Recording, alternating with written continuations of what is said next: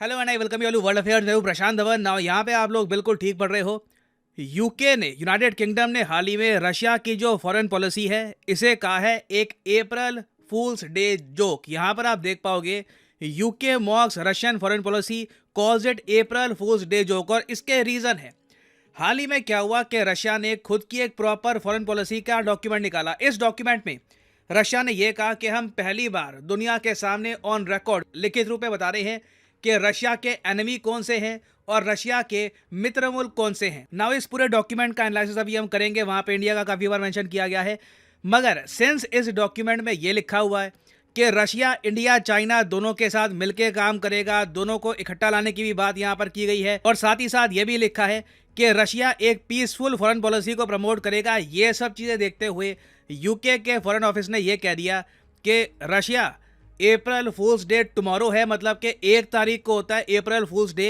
ये तुमने 31 तारीख को दुनिया के सामने क्या प्रेजेंट कर दिया है। अब ये जो ट्वीट्स हैं ये देखकर कई लोगों ने यह कहा कि इंटरनेशनल लेवल पर geopolitical trolling government to government level पर पहली बार हम देख रहे हैं between UK and Russia. Now Russia ने बाद में इसका जवाब भी दिया है। जवाब भी काफी इंटरेस्टिंग है, वो भी आपको दिखाऊंगा। मगर सबसे पहले मैं आपको दिखाता हूं कि रशिया ने हाल ही में अपना जो फॉरेन पॉलिसी डॉक्यूमेंट रिलीज किया है इसमें इंडिया और चाइना पर इतना ज्यादा एम्फेसिस क्यों दिया गया है। और अगर यहाँ पे पहली बात तो आप ये पूछ रहे हो, अच्छा ये जो फॉरेन पॉलिसी डॉक्यूमेंट है कि एक देश की विदेश नीति क्या है, जियोपॉलिटिकल टर्म्स में एक देश कहाँ खड़ा है, कौन से देश उसके दोस्त है, किन कंट्रीज के साथ उसके रिलेशंस खराब हैं, इसके बारे में एक प्रॉपर डॉक्यूमेंट रशिया निकालता है, यूके निकालता है, यूएसए निकालता है, जापान निकालता है। इवन हाल ही में हमने देखा कि चाइना ने भी इस टाइप का डॉक्यूमेंट रिलीज किया था। हम लोग ऐसा डॉक्यूमेंट रिलीज क्यों नहीं करते?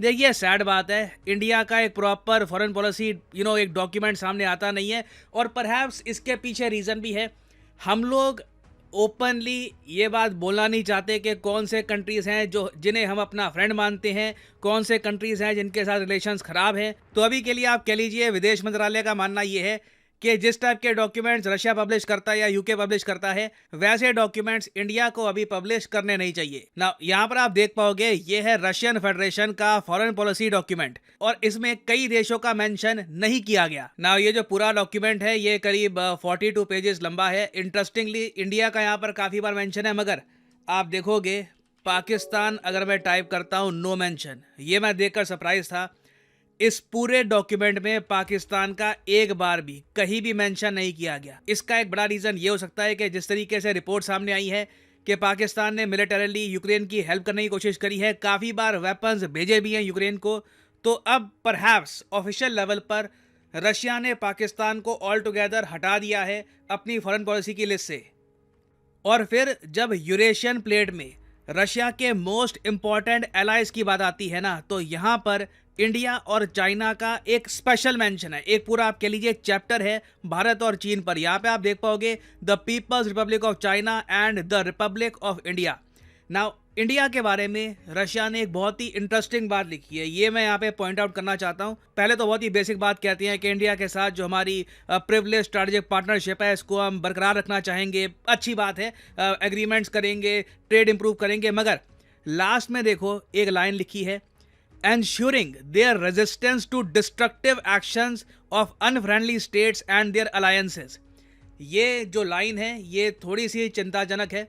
रशिया यहाँ पर यह भी कह रहा है कि जो अनफ्रेंडली स्टेट्स है, मतलब कि रशिया के प्रति जो अनफ्रेंडली व्यवहार रखती है, जैसे कि यूएस हो गया, यूके है, इवन जापान को भी रशिया मानता है कि एक अनफ्रेंडली स्टेट है, ऐसे कंट्रीज का प्रभाव इंडिया और रशिया के रिलेशंस पे ना हो इसकी कोशिश की जाएगी। जो भी अलायंसेस कल को फॉर्म होती है इंडिया की किसी भी कंट्री के साथ जिनको रशिया अनफ्रेंडली मानता है, तो रशिया उस केस में रेजिस्टेंस देगा ना। अब क्वेश्चन ये है कि रेजिस्टेंस का मतलब क्या है, कि रशिया खुद इस बात को एक्सेप्ट करेगा कि ठीक है इंडिया की अलायंसेस हो सकती है उन कंट्रीज के साथ जिनको रशिया अनफ्रेंडली मानता है, या फिर ये इंडिया पर प्रेशर डालेंगे कि अनफ्रेंडली कंट्रीज के साथ अलायंसेस ना की जाए। तो ये जो लाइन है ना बहुत ज़्यादा चिंताजनक है और ये लाइन अपने आप में आप कह सकते हैं इंडिया रशिया रिलेशंस को इन द फ्यूचर काफ़ी इन्फ्लुएंस भी करेगी ना। अब आप समझ सकते हैं कि रशिया की फॉरेन पॉलिसी को कई देश अप्रैल फूल्स डे क्यों कह रहे हैं, क्योंकि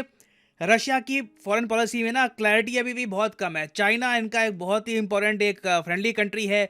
चाइना प्रेशर डाल रहा है इंडिया पर। चाइना ने लिटरली मिलिट्री डिप्लॉय कर रखी है इंडिया की बॉर्डर पे, और फिर ये इंडिया को कहते हैं कि हम रेजिस्टेंस देंगे कि कल को इंडिया अनफ्रेंडली कंट्रीज के साथ अलायंसेस बनाता है। तो आई मीन फंडामेंटल लेवल पे मैं कहूंगा कि व्लादिमीर पुतिन को ना वापस ड्राइंग बोर्ड पे जाने की आवश्यकता है, और इनको खुद सोचना चाहिए कि इनकी फॉरेन पॉलिसी को क्यों दुनिया एक अप्रैल फूल्स डे जोक मान रही है। हालांकि मैं ये कहूँगा रशिया एक फियर्स कंट्री है, कोई इनको चढ़ा दे, कोई इनको कुछ कह दे, specially government to government level पर ये उसका जवाब देते हैं, और रशिया ने इसका जवाब भी दिया। जैसे ही यूके ने कहा कि अप्रैल फूल्स डे टुमारो है, अभी से अपनी फॉरेन पॉलिसी क्यों पोस्ट कर दी, रशिया ने उसके बाद एक लिंक डाल दिया, कहा कि अच्छा अच्छा हाँ हाँ अप्रैल फूल्स, तुम्हारे लिए लिंक हम ठीक कर देते हैं। तो एक नया लिंक डाल दिया। अब इस लिंक पे अगर हम क्लिक करेंगे तो हमको रशिया ले जाता है एक बहुत ही स्पेशल पेज पर। इस स्पेशल पेज पे रशिया ने ना एक लिस्ट बना रखी है उन सारे हिस्टोरिकल पापों की जो यूके ने किए हैं। जैसे कि यहाँ पे आप देख पाओगे, the damage to the people of India caused by the British colonial policy. इस पर रशिया की सरकार ने एक प्रॉपर डॉक्यूमेंट पब्लिश किया था 14 जनवरी 2023 को, और ये डॉक्यूमेंट इन्होंने फिर से याद दिलाया ब्रिटिशर्स को कि किस तरीके से तुमने इंडिया को नुकसान पहुंचाया है। तो इंडिया के केस में कि हम इंडिया चाइना के बारे में हमारी जो भी नीति है, जो भी हम इंडिया को कह रहे हैं, उसके बारे में तुम्हें कुछ कमेंट नहीं करनी चाहिए। तो जवाब तो देखिए अच्छा दिया है, मगर फिर भी सवाल खड़ा रहता है कि क्या रशिया की फॉरेन पॉलिसी लंबे समय तक सस्टेन कर पाएगी, या फिर आज नहीं तो कल इन्हें बड़े परिवर्तन करने होंगे। भारत की जो अलायंसेस होने वाली है भविष्य में, चाहे जापान, चाहे यूएस, चाहे किसी भी कंट्री के साथ हो, कहीं ना कहीं रशिया को इसे एक्सेप्ट करना होगा बिकॉज ऑफ चाइना। या फिर रशिया एक आप कह लीजिए out of the box thinking के साथ चाइना को मना ले, चाइना को ये बात समझाए कि इंडिया के साथ रिलेशंस खराब करना एक बहुत ही बड़ा जियोपॉलिटिकल डिजास्टर होगा। अगर ये बात चाइना को ये लोग समझा पाते हैं, जिसके चांसेस कम हैं, तो वो एक बहुत ही बड़ी जियोपॉलिटिकल जीत हो सकती है रशिया के लिए। For the time being India पे प्रेशर डालना कि देखिए अनफ्रेंडली कंट्रीज के साथ अलायंसेस, इसका बहुत ही नेगेटिव इम्पैक्ट ही आएगा अंत में। ना फाइनली मैं यहाँ पे आपसे एक क्वेश्चन पूछूंगा, एक आपका ओपिनियन मैं जानना चाहता हूँ।